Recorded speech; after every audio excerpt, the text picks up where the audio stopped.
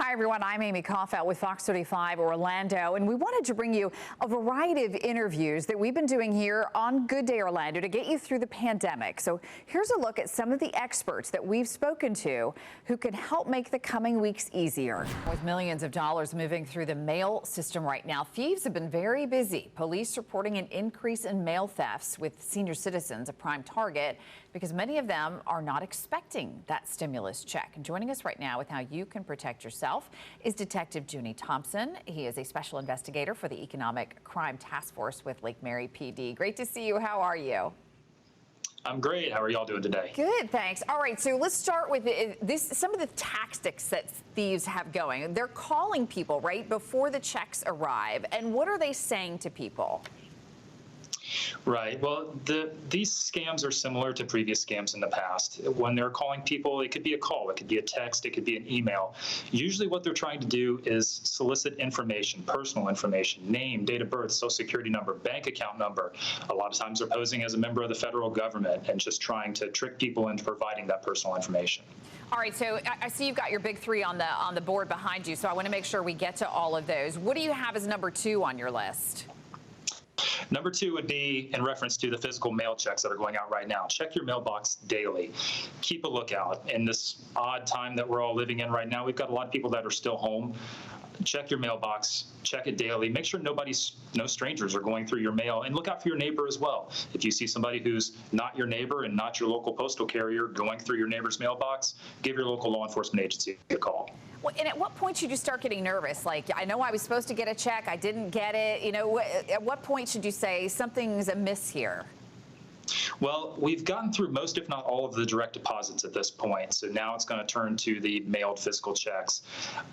Give it some time, but if there comes a point where you start to get nervous, if you go to irs.gov, there's actually a spot there where you can look into basically where is my check, what's going on. You can look for the status there. All right, Detective, we know a lot of people are waiting on that check, and maybe they don't need it to pay the bills, but they want to get a project done, right? They need to patch the roof. They need to put in some new landscaping. What do they need to be careful about there? Well, I missed the last little part of what you're saying there, but I think you're talking about getting homework done, work around the house. That would be the third rule I have here, is vet any contractor, any person you have coming onto your property to do any sort of work. Look into them. Do a little bit of a criminal background check if you can. 2 resources for you would be Sunbiz, B-I-Z, sunbiz.org, and myfloridalicense.com, two websites that have search engines where you can look up and see if people are actually licensed. Because unfortunately, just because it says licensed and insured on their business card doesn't necessarily mean that's the truth. Right. And Detective, I've always heard don't hire people who just come knocking on your door randomly. Is that something you would say is good? Well, I'd say there's nothing wrong with somebody trying to earn a living, and maybe that's how they go about doing it if they happen to be in the neighborhood. But definitely do your background research on this person. Don't just automatically allow them to start working on your property. All right, Detective Junie Thompson from Lake Mary PD. Great advice for our viewers this morning. Can't be too careful. Thank you. Thank you.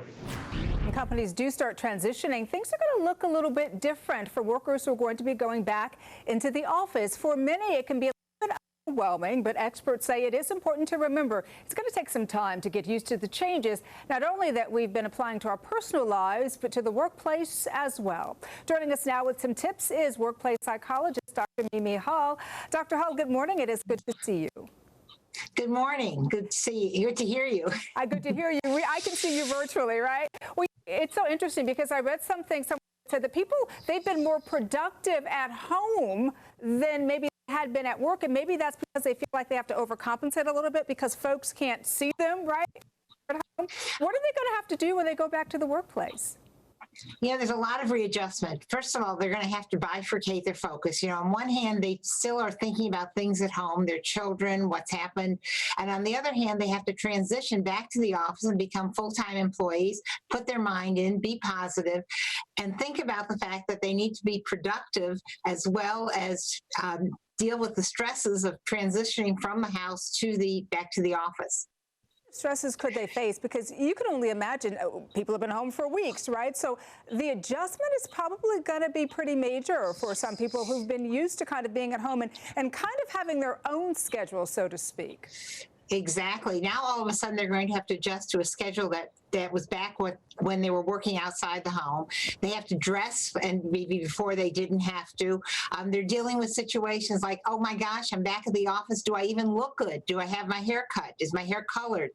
Am I wearing things that I'm all of a sudden feeling stiff in as opposed to relaxed in when I was at home and working? And people had developed a routine at home, and they say it takes 30 days to develop a habit. Well, it's been for many much more than 30 days. And so the habits they developed at home now have to be broken and readjusted to do things at the office that maybe they never had to do before. And maybe they're even having to deal with more work because some people maybe are not back.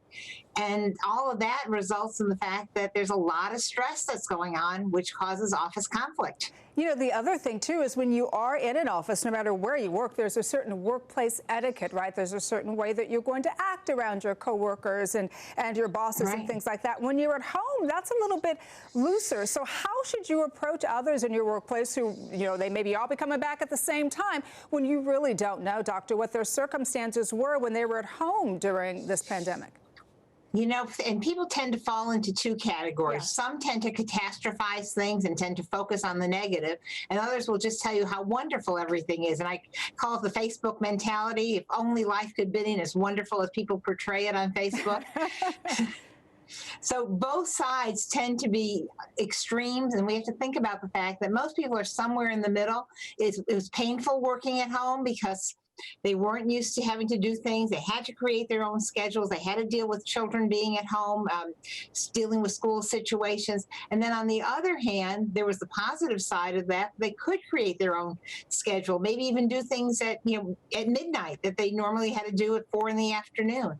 So they're having to deal with both the positive and the negative, and they're having to deal with coworkers who are also being both positive and negative, oftentimes to the extreme.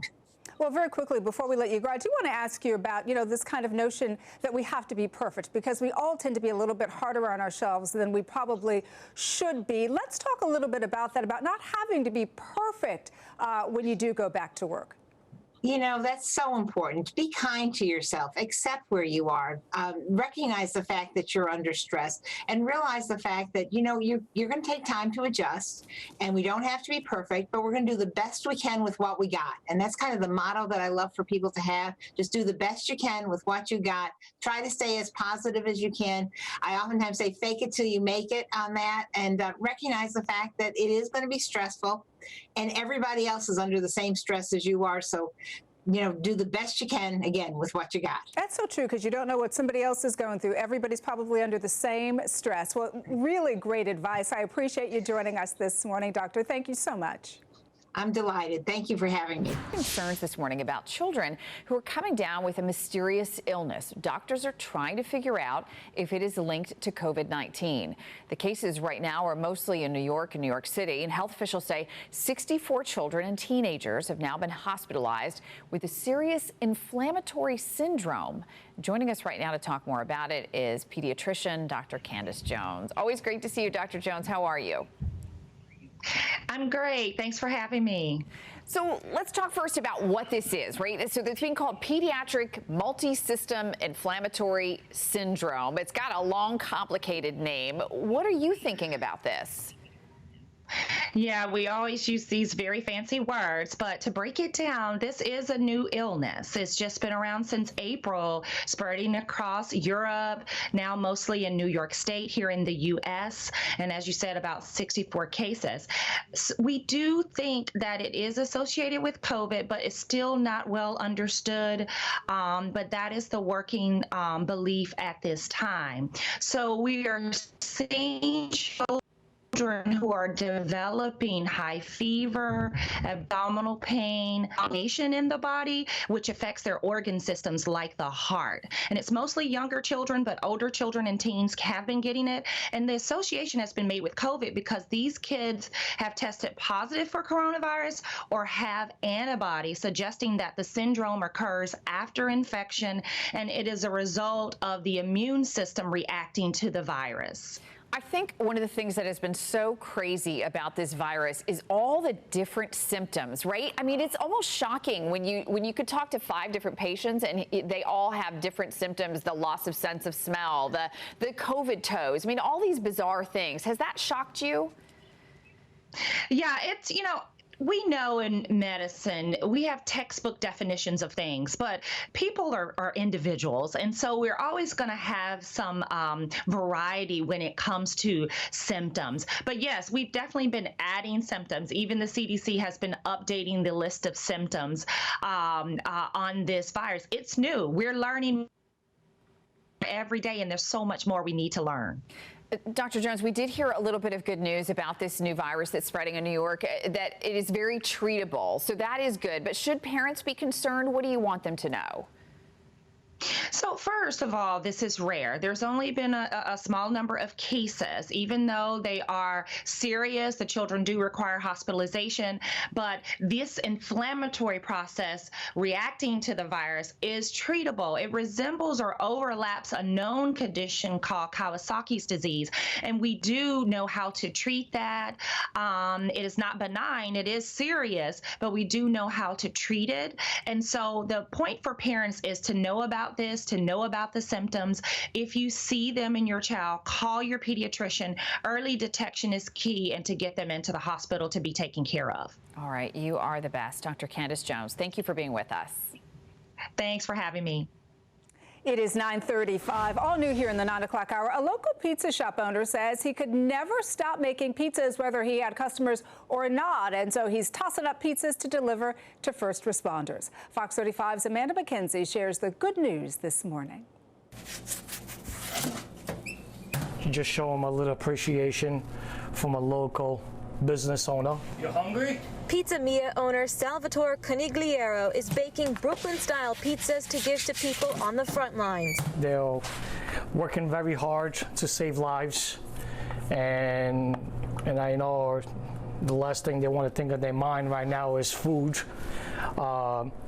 So this is why I'm kind of like donating food to all the first responders. It started with a large stack of pizzas to the healthcare workers at Advent Health. It's important to me. My wife is a first responder. I know how hard they work. So I want to show my appreciation towards them. Now he's loading up to spread kindness and gratitude to emergency responders. I know that everyone is going through a rough time right now. So as a business owner, things are rough for us. We're running about 50 to 60%. But once again, this doesn't stop me at all from doing what I'm doing. In fact, he says he chose to keep all of his employees on payroll. It's time to feed you guys. Thank you. I appreciate it. All right, thank you so much. Paying it forward one pizza at a time. All right, enjoy the food. If you guys need more, you know where to find me. In Orlando, Amanda McKenzie, Fox 35 News. With schools, daycares, and after-school programs, many of them shut down. Child care has gone virtual for some people. Virtual babysitters keeping kids busy, playing games, maybe helping out with homework while the parents are trying to work at home. And joining us right now is Kyle Riley. He is the CEO and the co-founder of the Virtual Babysitters Club. Good morning. Good to see you. Hi, guys. Good to see you, too. So talk to me first about how this whole idea or concept got started. So it actually began a little bit more than a month ago. My girlfriend, Christina, and partner and co-founder, was in the kitchen right over there, and she was FaceTiming with a young boy that she used to nanny for. And I saw it, and I said, wow, like that looks like a good time. They're having some laughs. They're killing like 2 hours almost. So we thought there's probably a lot of parents out there that are really going to need this type of service. And there's a lot of kids that are probably very bored and need to be entertained. And then from there, we realized, hey, you know, who's best to do the job and who can entertain kids in a great way, an engaging way? And the answer was pretty obvious with performers through Christina's past, because she is a performer herself, and her network of friends and family are all performers. And unfortunately, right now, you know, their day jobs are you know, non-existent, with Broadway being closed indefinitely, and then some of their side jobs were not there as well, because a lot of those were in the service industry. So we thought it was kind of a perfect mix and match to help the performers and the parents working from home. So Kyle, how does it work? Do you like book a session, like maybe 1 hour, 2 hours, and what kinds of things would the kids be doing during those sessions? So yeah, it's very easy. You can just go to our website and you can book a session if you want a one-on-one individual session or a group session, which we provide with private group sessions and public group sessions if you want to make new friends, or if you want to have something with, you know, a group of friends that you have, say maybe a class or you know, just an after school group of friends that are looking to do something, and then they can essentially choose the category they want. We have, you know, a wide array of categories, a lot of fun stuff like music studio, art studio. We've got a game studio with some, one of our favorite games is Beat the Board. We have Storytime Pals with some master puppeteers, and we're building out new stuff as well. But yeah, you just go to the website, you book a session, and you receive an automatic email with all the information you need. You can just join the session on the time and date you choose. So what kind of response have you gotten from this so far? It's been a really positive response. When Christina and I started this, you know, it was pretty small, but after like 2 Facebook posts, we got a ton of families coming to us. And then after that, we actually got a couple corporations that were wanting us to provide this for their employees as a service. And that's kind of when we started to build and scale the business. We recruited a team. And that's you know, where we're building out, you know, the wide and high volumes of demand is through, you know, these corporations who are so good, and they're looking out for their employees, and they're trying to help them, you know, be more productive and help them out at home, you know, during a tough time. Well, it is truly fascinating. So kudos to you guys for coming up with something creative and fun that parents and kids love. Kyle Riley, thank you so much for being with us. Of course, thank you for having me. And distance learning has been happening now for more than a month. It feels like dog years, Amy. Yeah, it does. Feels like forever. But what if your child's teacher? What did you want to know about what they're doing behind the scenes during this time? Well, Fox 35's Brian Scott is giving us a peek behind the screen. You know, of course, I bring my disco ball with me because, you know, we have to have a party at all times. Because it wouldn't be a school day with Miss Miller otherwise. Good morning. Her 4th grade class is known as Pride Elementary's Kindness Squad, and you can imagine her classroom is a stage for an energized educational experience. Well, until lately. So I have my large dry erase board, and then I have a small dry erase board. As her stage is shrunk to a computer screen in her home office, Joanne Miller's webcam is now her daily link to her students. I have whole class meetings every single day, and then I have individual meetings for students who need either some additional practice or additional help. She's had to adapt, like all teachers, since her school closed to COVID. She says distance learning is proving a challenge like she's never seen in her 24 years doing this. I've always liked technology, but of course, not as much now. But we're just taking it slow so that it's not stressful on everyone. But she's also refused to give up the stuff that made her classroom so special. Joanne's converted her van to a social distancing bookmobile so she can safely drop off some weekly literary escapes for her kids. She surprised them with signs in their yards, all new activities to get them excited about learning, even if it's not altogether in person.